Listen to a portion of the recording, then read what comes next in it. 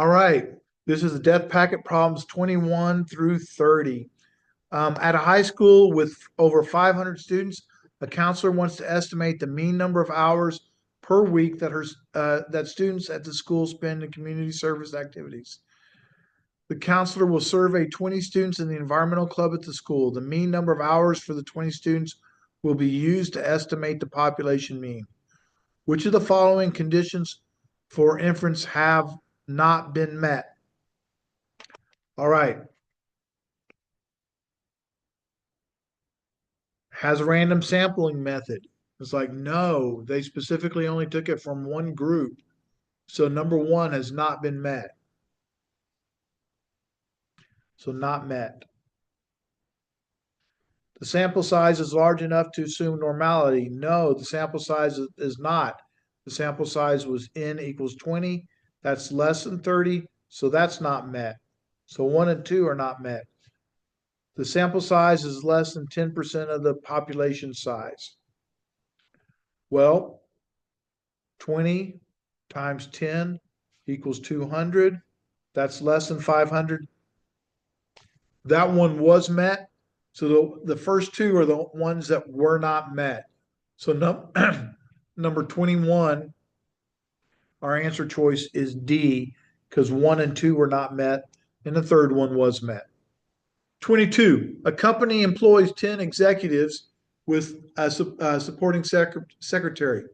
The HR department wishes to determine the difference in mean salaries between these executives and their secretaries. Based on the most recent pay slips, a calculation is made for the mean and standard deviation of the 10 executive salaries, and similarly for the 10 secretary salaries. Wait a second. We have 10 executives with 10 secretaries, and we sampled all of them. If we sampled all of them, then we know we don't have to use any statistics. We actually know the population parameter. So using data from an entire population makes the confidence interval inappropriate. We don't need an interval. If we know the population, we know the exact difference. All right. So we don't have to worry about that. If you sample the entire population, if you conduct a census, and we said at the beginning of the year, if you can conduct a census and do so accurately, you don't need stats class at all. Okay. An electronic store chain executive claims that an average of 52.8 plasma television sets are being sold per store per month. Okay. A stockholder believes that this claim is high and randomly selects 30 stores. What conclusion is reached if the sample mean is 49.9 with a standard deviation of 15.4? Well, let's do this. We know we have the mean is claimed to be 52.8, but we ended up with a sample of X bar is 49.9. Standard deviation of the sample is 15.4, and N is 30. So we're going to run a stat test t-test, and stat test t-test, mean of 52.8, 49.9 was our sample mean. Our sample standard deviation was 15.4. Our sample size was 30, and they believe it's less than, so we're going to use that value. And we end up getting a p-value of 0.15. Well, there's some evidence. The stockholder does have some evidence, but at a p-value of 0.15, that's way too big of a p-value. So our answer in this case for 23 is D. The stockholder does not have enough evidence. It's not that he doesn't have some evidence, he doesn't have enough evidence. That we need a small p-value. All right. In testing the null hypothesis, mu is 75 against the alternative mu is greater than 75, a sample from a normal population has a mean of 76.9 with the corresponding t-score of 2.23 and a p-value of 0.0175.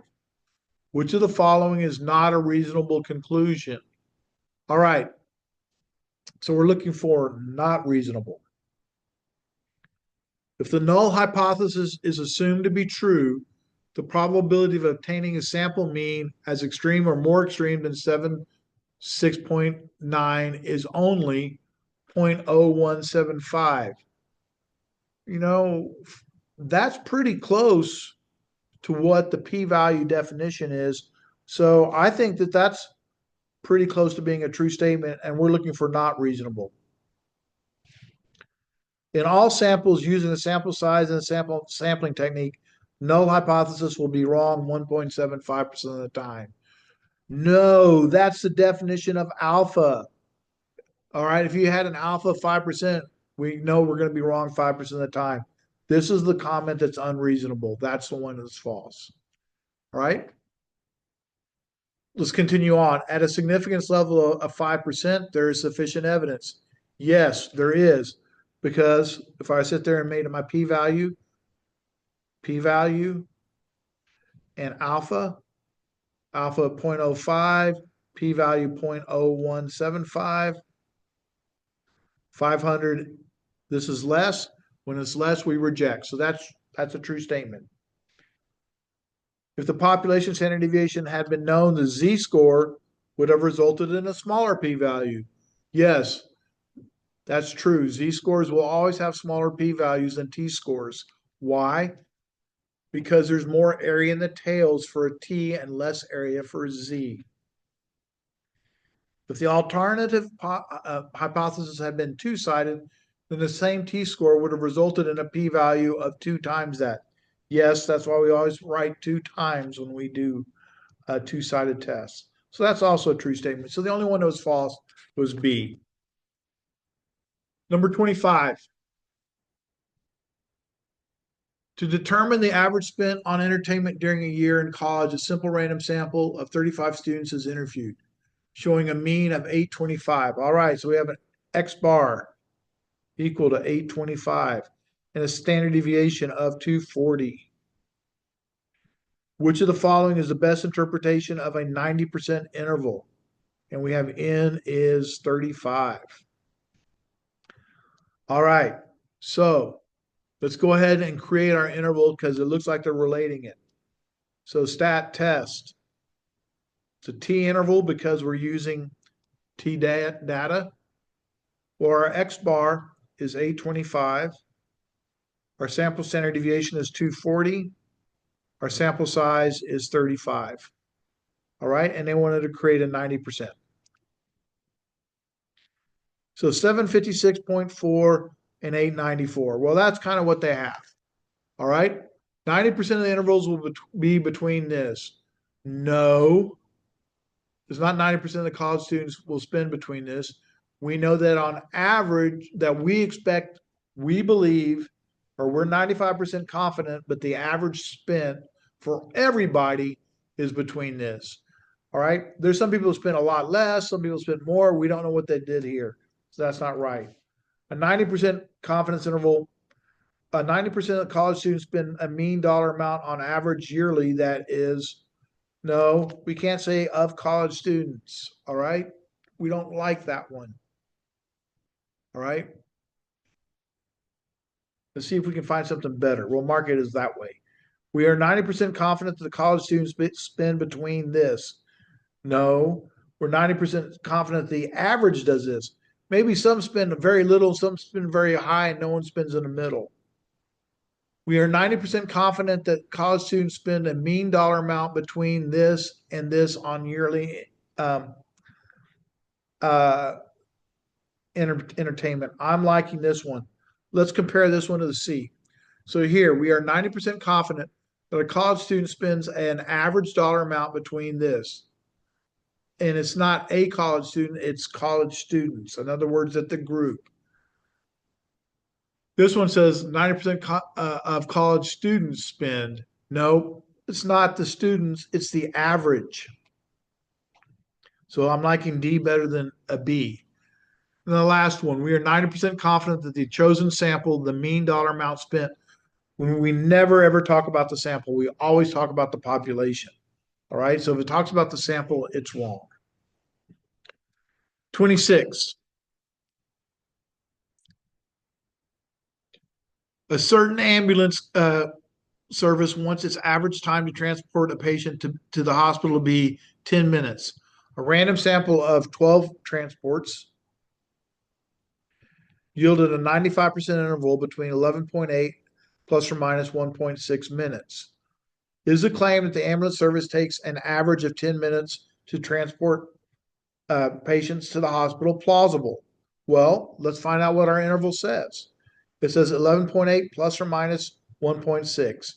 So 11.8 minus 1.6 and 11.8 plus 1.6. So 11.8 minus 1.6, 10.2. And 11.8 plus 1.6, 13.4. So in this case, 10 doesn't lie within the interval. So because it's not in the interval, not plausible. The claim is not plausible because it does not lie within the interval. Oh, excuse me. That says lies within, falls outside. The claim is not possible because 10 does not lie within the interval, because 10 falls outside of the interval. So our answer choice is B. I misread that. 27. City planners are trying to decide various parking plan options ranging from more on-street spaces to multi-level parking garages. Before they make a decision, they wish to test a downtown merchant's claim that shoppers park for an average of only 38 minutes. All right. So this is the claim, 38 minutes. The planners have decided to tabulate parking duration of a simple random sample of 100. All right. And reject the merchant's claim if the sample mean exceeds 40 minutes. All right. If the merchant's claim is wrong and the true mean is 43, so this is the true mean, what is the probability that the random sample will lead to a mistaken failure to reject the merchant's claim? Assume that the standard deviation in parking duration is 12 minutes. All right. So S equals 12. So we know we're going to be doing 12 divided by the square root of 100. So all of those have that. All right. So the actual mean is 43. But they're going to reject it if it's exceeds 40. So we're looking for, if we want to know the probability that X is greater than 40, given that it's 43. All right.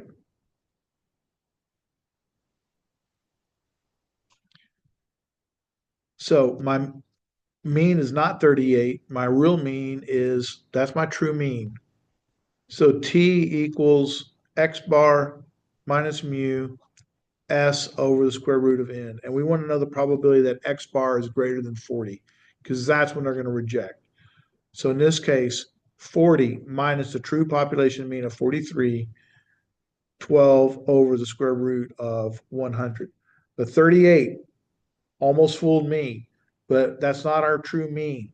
We have to use the true population mean. So the only ones that have the true population mean are these two. But we're not, now it says, in this case, fail to reject. So the probability, this is when they correctly reject, is if it's greater, this is correct rejecting. But when they fail to reject, it has to be less. So which one has it where it's less?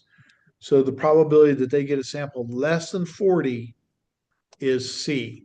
All right. So the answer choice to number 27 is C.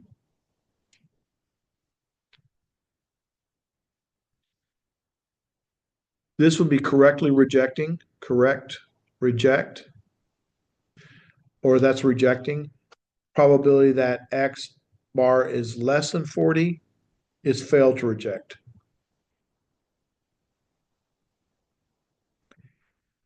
All right. So they're going to fail to reject if they get a sample less than 40. All right.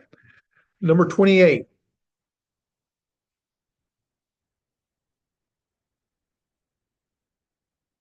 A local convenience store in a large city closes each day at 10 p.m. The owner of the store is investigating whether the mean sales will increase by at least $10 per day. If the store remains open until 11 p.m., if the store remains open until 11 p.m., the owner asked 41 members of a local civic group to estimate the amount of money they might spend during the extra hour. The sample mean was 11.5. The owner will conduct a one sample t-test for a population mean. Have the conditions for inference been met? Well, does that look like a random sample? And the answer is no.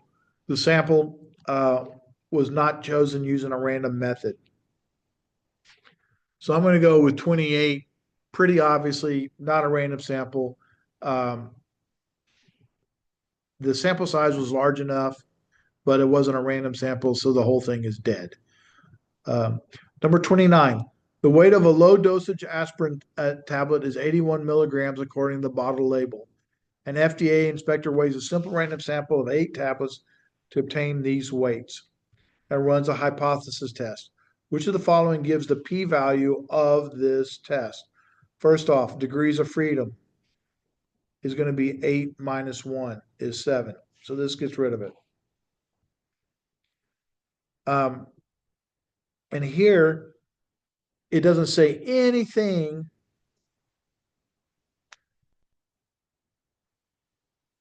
about whether or not they wanted to know if it was more or less. They just wanted to, it didn't say anything about greater than or less than. Since it doesn't say anything about greater than or less than, we have to assume not equal to. When no direction is given, we have to go with that. All right, number 30. A report on a certain fast food restaurant states that the mean total is $9. The manager of the restaurant believes that the mean is higher. So, mean order is $9. Mean is greater than 9. A random sample of orders will be selected. The sample will be collected, etc. Which of the following is the correct set of hypotheses? We will never ever use X bar for a hypothesis. So that gets rid of those right away. We know this always has to be equal. So equal, equal, equal. That's good. Okay?